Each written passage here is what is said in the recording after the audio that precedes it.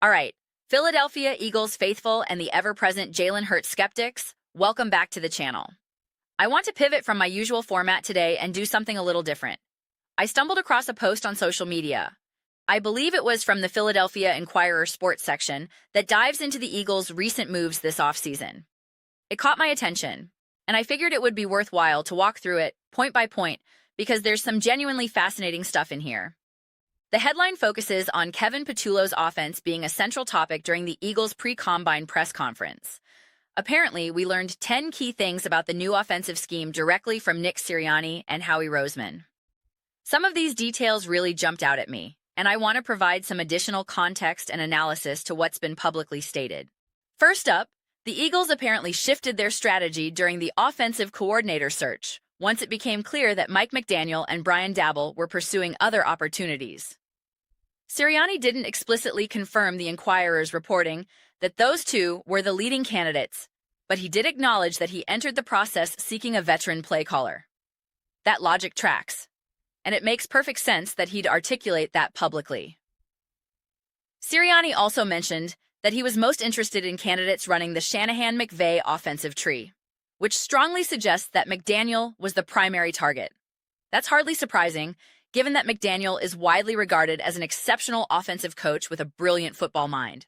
So pursuing him was expected. But here's the thing. I'm noticing a tendency in some circles to frame the Eagles not landing McDaniel as some kind of significant failure, this glaring scar on the organization's track record. And that narrative is simply misguided. It's not accurate and it's not fair. You can't blame a team for swinging for the fences with a top candidate, and you can't hold it against them when that candidate chooses to stay put or explore other situations. That's just the nature of the coaching carousel. Now, this next point is what really grabbed my attention, along with a few others further down that I'm eager to discuss.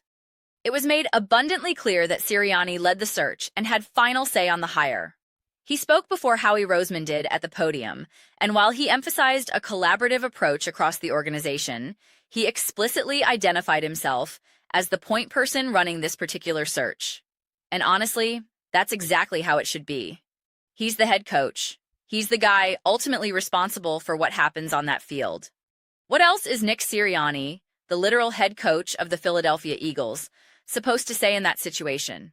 Is he supposed to throw his hands up and admit he had no input, that this was all Howie's doing? You're not going to neuter your own head coach in a press conference. That's not how functional organizations operate. And to be fair, the Eagles have historically operated as a highly collaborative franchise. From owner Jeffrey Lurie on down through Howie Roseman and the coaching staff, there's been a genuine spirit of cooperation. You can see it in how both sides of the ball function. They've built a culture where input is valued from multiple sources. But when you're in a situation where you've fired a coordinator and need to hire a replacement, and the entire offseason narrative hinges on this decision, it's absolutely in the organization's best interest to place that responsibility squarely on Nick Sirianni's shoulders. Because here's the reality. If this new offensive approach doesn't work, if the unit struggles again, then Sirianni is the one who will face consequences. It's goodbye, Nick Sirianni. And conversely, if it does work, he gets the credit. But if there are persistent issues with the offense that can't be resolved, it demonstrates that Sirianni isn't providing the solution the team needs. If the head coach can only succeed when his coordinator is exceptional and can't fix systemic problems himself, then it's time to move in a different direction. So putting this all on Sirianni's shoulders makes complete sense from a franchise management perspective. Even if this was 100% Howie Roseman's decision behind the scenes, the outcome is the same. If everyone gets fired eventually, you hire someone who actually has the answers. So this framing doesn't bother me at all. It's logical. Moving on to something I've discussed previously and want to emphasize again, the changes to the run blocking scheme were probably the primary reason Jeff Stoutland ultimately stepped away or restructured his role. The preferred wide zone blocking scheme that comes with the Shanahan-McVay offensive philosophy is significantly different from the mid-zone scheme that Stoutland had successfully employed with the Eagles for 13 seasons. As I've said before, it was remarkable that Stoutland survived so many different coaching regimes over the years. That kind of continuity for a position coach is extremely rare in the NFL. But the fundamental truth is that this offense needed to evolve. It simply had to change. And it hadn't been evolving enough. Considering that Stoutland was such an integral component of the run game's success, and if he was genuinely unhappy about having that control revoked or altered, then it's time for the Kevin Patullos of the world, the new offensive minds brought in, to have that authority. You bring in an expert specifically to make those decisions. That's how this league operates. If you hired Kyle Shanahan or Sean McVay today to run your offense, Stoutland wouldn't just be implementing whatever run game concepts he personally preferred. He just wouldn't have that autonomy. And someone might counter by saying, but the Eagles had such a dominant run game for years. And that's true, but let's be honest about why it was dominant. It was dominant because the offensive line was simply bigger and stronger than the opposition. That's what it really came down to. They physically overwhelmed people. I've shown clips in previous videos where this exact point was discussed. I believe it was Greg Cosell breaking it down. The Eagles have historically operated from a philosophy of, we know what you're going to do, but we're banking on the fact that we have superior athletes who can execute anyway. They weren't necessarily trying to scheme Devonta Smith open with complex route combinations. They were banking on A.J. Brown being physically bigger and stronger and winning those one-on-one matchups.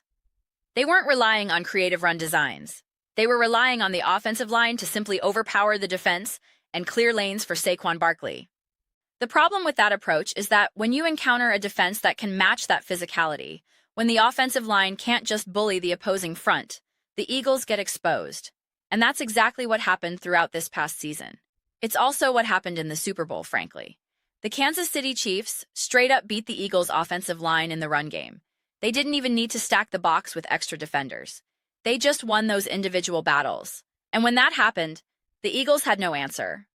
Their entire foundation was built on being bigger and stronger, and when that wasn't true on that particular day, they were left standing there saying, now what do we do? The solution they ultimately needed was for Jalen Hurts to literally break his own Super Bowl rushing record and become the all-time leading rusher for quarterbacks in NFL history. That's what it took. You needed your quarterback to be, by definition, historic and record-breaking, just to stay competitive. That is not a sustainable way to operate. That is a tough existence. When your team's success is built on scheme and coaching, you're always more resilient. The foundation is inherently stronger. Players come and go. They get injured. They have good games and bad games. They make mistakes. But when the core of your greatness is coaching and scheme, you're far more likely to be consistent year after year. That's why throughout last season, people kept asking, can they solve this? Can they fix these issues? And the answer kept coming back as no, because there was no schematic adjustment available. They just needed their players to perform better individually. They needed them to simply show up and dominate physically. And that's tough. Even in the Super Bowl, and I had entire back-and-forth discussions about this, people argued that Kellen Moore wasn't actually that bad in the playoffs, that there were open throws and plays to be made, that receivers were dropping balls. And that's a valid point. It's absolutely valid. But the problem was that the margin for error was too small.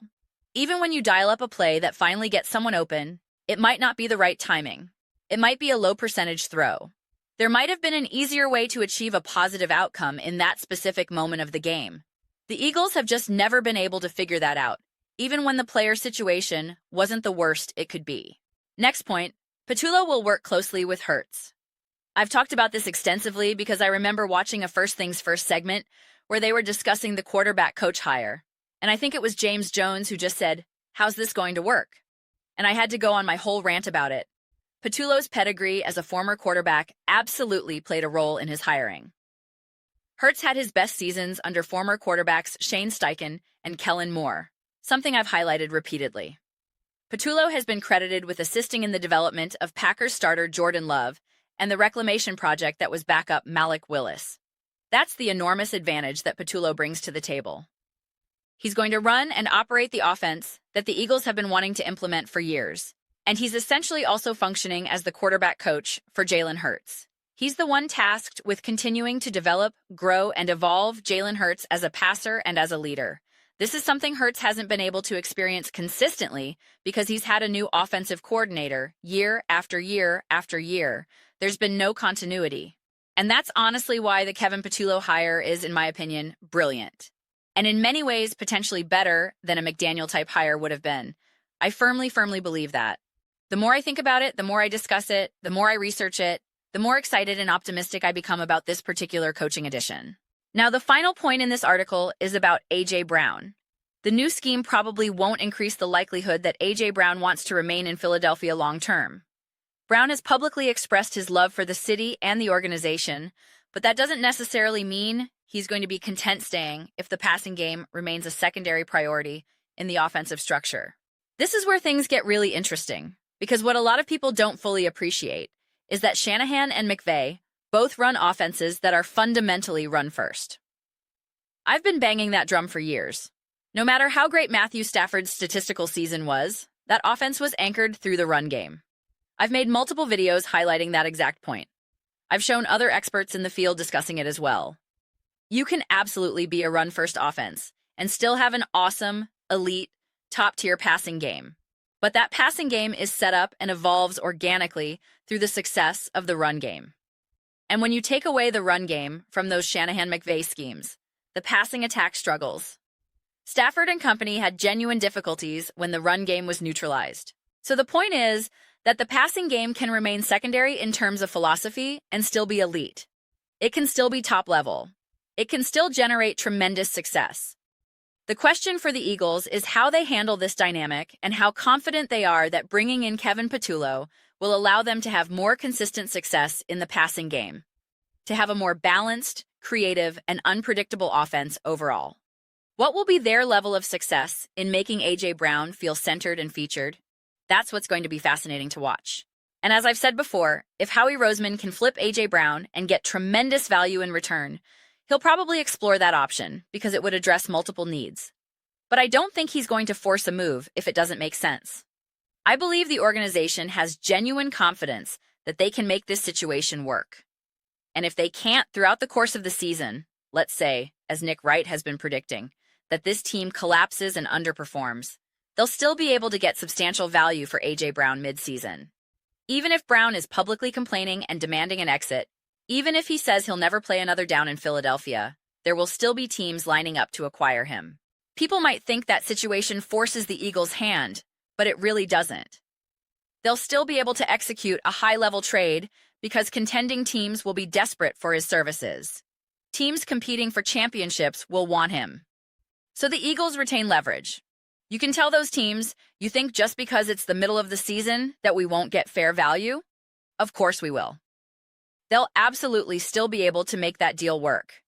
This isn't some aging veteran with diminishing skills like a DeAndre Hopkins or an OBJ situation. This is A.J. Brown in his prime. There's tremendous value there. So if the Bills want him, they better give up something significant. If the Seahawks have an injury at receiver, they better offer substantial compensation. If the Patriots want to make a Super Bowl run, great. Give us something good. The value remains. So even if the Eagles take that approach, it's ultimately no harm, no foul. Because if A.J. Brown is genuinely unhappy and causing problems, the Eagles probably aren't winning consistently anyway. And then it doesn't really matter what happens with him. They'll draft higher than usual, move on from Brown, acquire more draft capital, and reset. Boom. There you go. In many ways, I don't see any of these supposed concerns as actual problems. Either the Eagles are winning and they're still not utilizing Brown heavily, in which case they can patiently move on while maintaining leverage, or they're winning and everyone's happy. If they're 9-2 and having success, Brown's personal target share becomes less relevant to the overall conversation. Jalen's playing great, Devonta's contributing, the offense is functioning. That still puts the Eagles in complete control of the situation. That's where the Eagles currently stand. So I'm not going to keep engaging with every speculative segment about A.J. Brown trades. First Things First had another clip discussing it. I heard what Nick Sirianni said in response. Essentially, maybe he'll be here, maybe he won't. And then Sirianni also added, maybe I'll be here, maybe I won't. You never know. Right? Everyone is giving such vague, general answers about every single player on every single team across the entire NFL. Every organization is saying, yeah, I don't know, well, of course we want him. You're just getting these generalizations, these platitudes, these non-answers. I try to have those conversations when they're productive, but I'm not going to keep digging into them repeatedly. Of course, I'm not going to ignore them completely, and I'll share my perspective when it adds value. But I've already discussed this extensively. And I recently noticed a wave of these generic non-answers from multiple teams that just reinforced that no one is giving concrete information. That makes the situation inherently unpredictable, and I prefer to base my takes on reality rather than pure speculation.